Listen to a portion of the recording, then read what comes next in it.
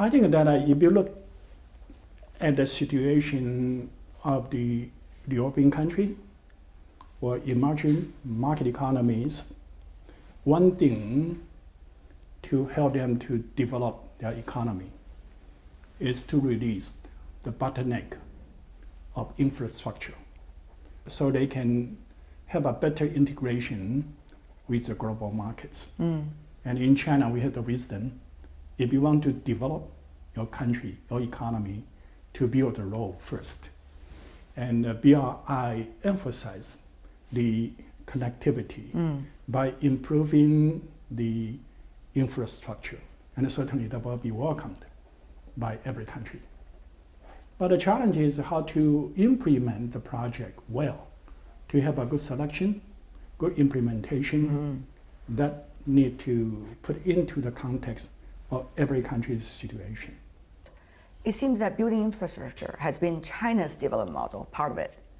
Make sure there's good infrastructure and therefore more connectivity within the country. That has been the case over the past 30 years.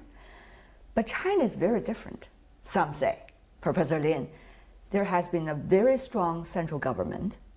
After Cultural Revolution, everybody wants to have a better life, and they would do everything in order to achieve that. But will that model be copyable to the other emerging and developing countries? Well, certainly you cannot copy the institution, the model in one country to the other country, because every country has its own culture, history, political system, and a challenge domestically. But there's some kind of basic principle which is universal, which every country to be successful, they have those kind of basic principles. Because if you want to be successful economically, you need to produce goods which has good quality, which will be accepted in the global market, and which will be cost competitive. And that's universal.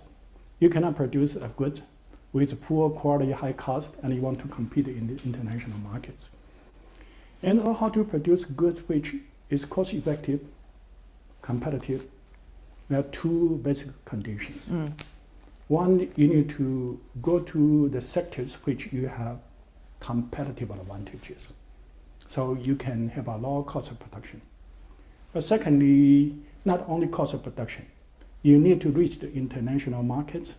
So you need to have good transportation, good infrastructure in order to reduce transaction cost.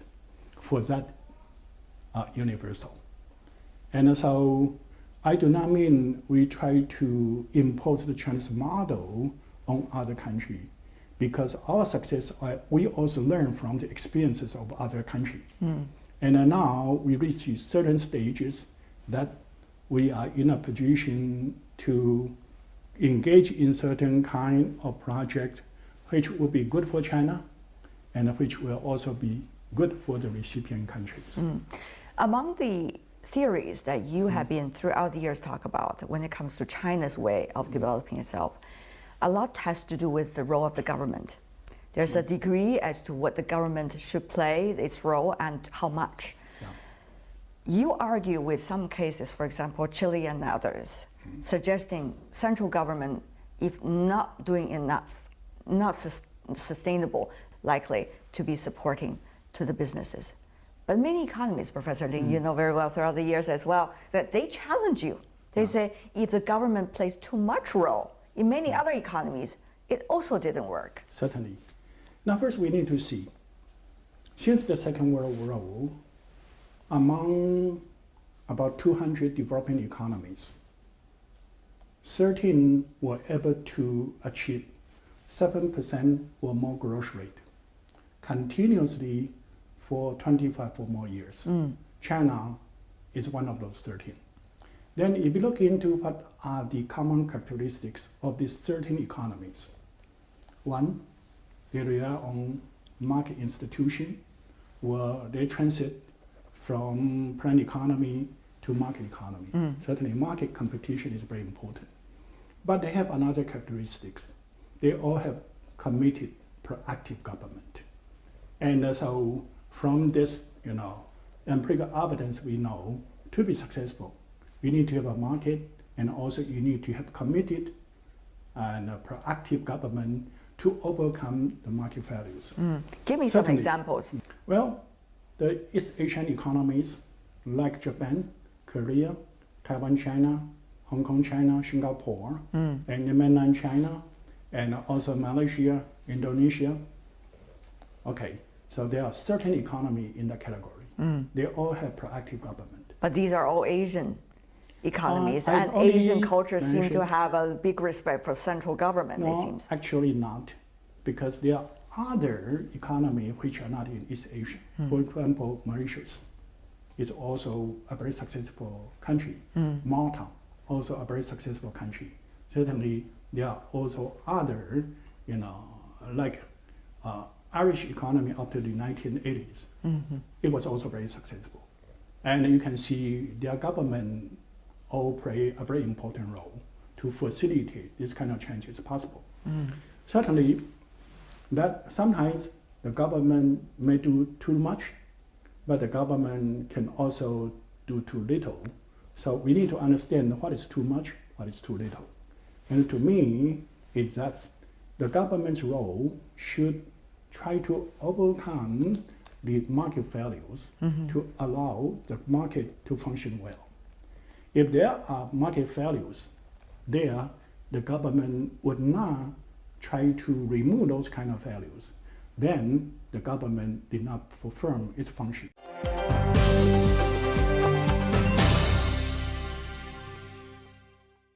So you're saying Washington Consensus is a total failure. Is that what you're saying, Professor Lin? I think the Washington Consensus, it's an ideal condition in certain areas.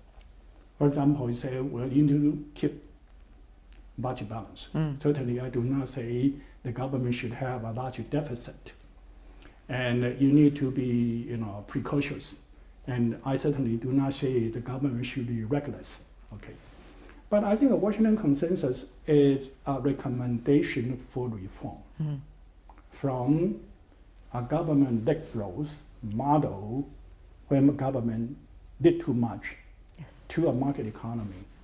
I think the Washington Consensus has two drawbacks.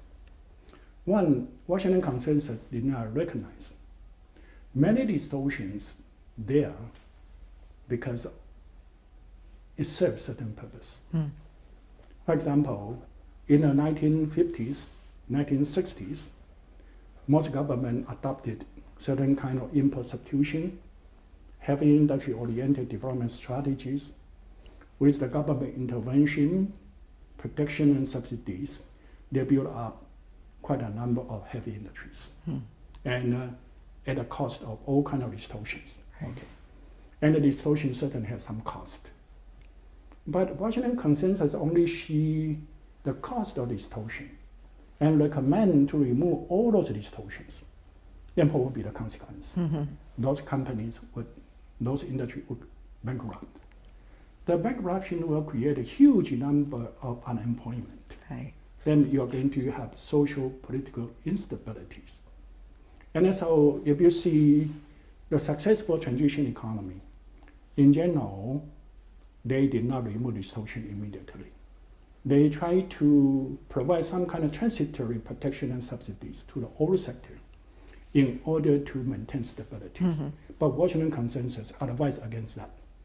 And as a result, either their economy collapsed, stagnant, unemployment became a big issue, social political stability became a big issue, or after the Washington Consensus reform, on the front door, they removed all the distortions and the subsidies.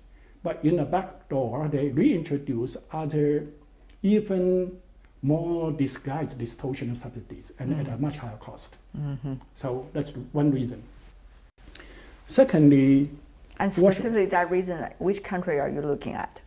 Well, if you look into the East Asian, former Soviet Union country and Eastern European country, after the privatization of their large state-owned enterprises, all the empirical evidence from the World Bank studies, from EBRD, European Development Bank studies show the subsidies to those kind of privatized large state enterprises today is higher than the subsidy they used to have.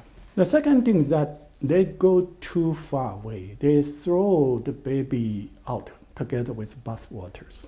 They saw the government intervention cause all kind of trouble.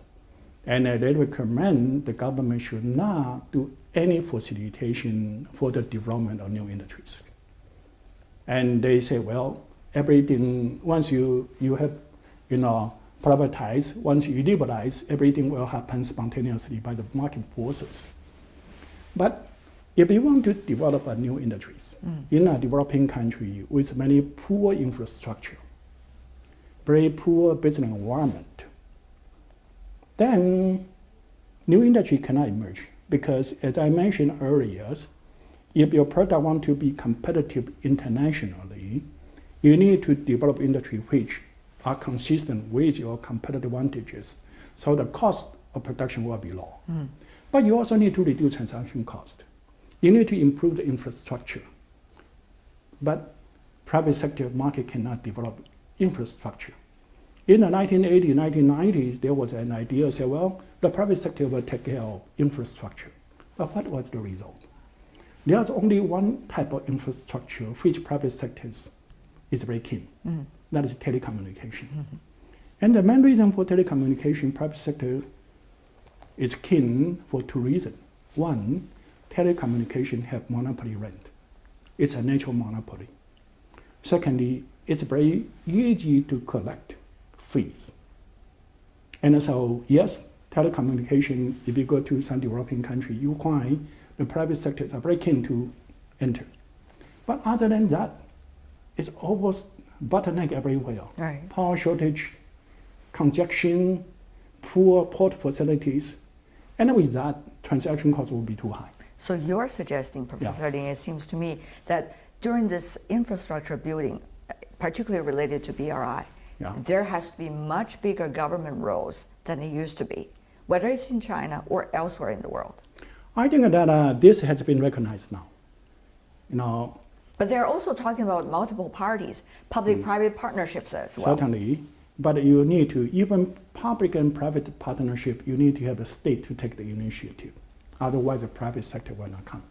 Okay, and here that also you need to have a government to do that because infrastructure bottlenecks are everywhere. Right. And also in the past, Washington Consensus said you cannot build infrastructure to favor one location or one industries.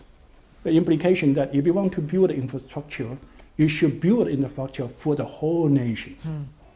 How much resources will take? How much time you will take? As a result, no infrastructure is good enough to develop any industries. So even Chile, you mentioned, is considered as the best student of Washington Consensus. For and some I time. just visit. I visit the country and I was informed for 30 years there was no new industry emerged. And only old industry die away. As a result, yes, they are high income country only because they are resources rich country. Right. And it depends on the copper's prices, they can reach high income. Just like in oil producing Middle East country, they are also high income country. But job creation is a big issue, income distribution is a big issue, and so on. But as a result of this, would the governments shoulder too much responsibilities? And meanwhile, will these investments that we talk about, whether BRI or some other options, according to your theory, be able to sustainable, financially viable and sustainable? Because we put in a lot of investment, governments play a huge role, and there's likely to be big problems with non-performing loans and many other things that in China we all understand that. So will that be problems like this? Well, that can be a problem. So we need to be selective. We need to understand infrastructure will contribute to the development. But who will select and how that will be select? Earlier we were talking about market probably would select, and now you're saying, Professor Lin, market cannot do that job. So who and where does the selection come from? So that's the reason why I developed new theory to advise the government. Certainly we need to have some kind of principle in order to know what is adequate, what is not adequate. So we need to understand what kind of industry that we want to develop, and where is a good location for these industries.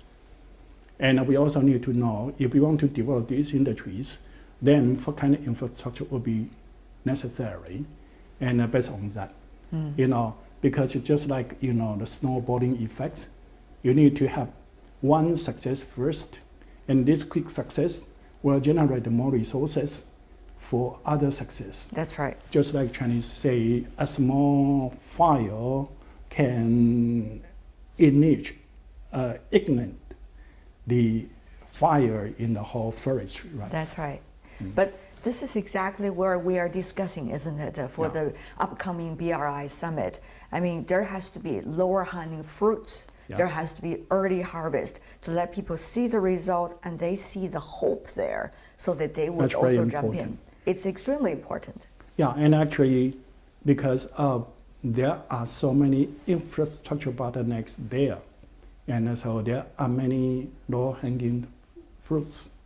And so I think as long as we follow this kind of basic ideals, we want to develop certain industries in certain locations, and they can be competitive quickly after we help to remove the bottlenecks.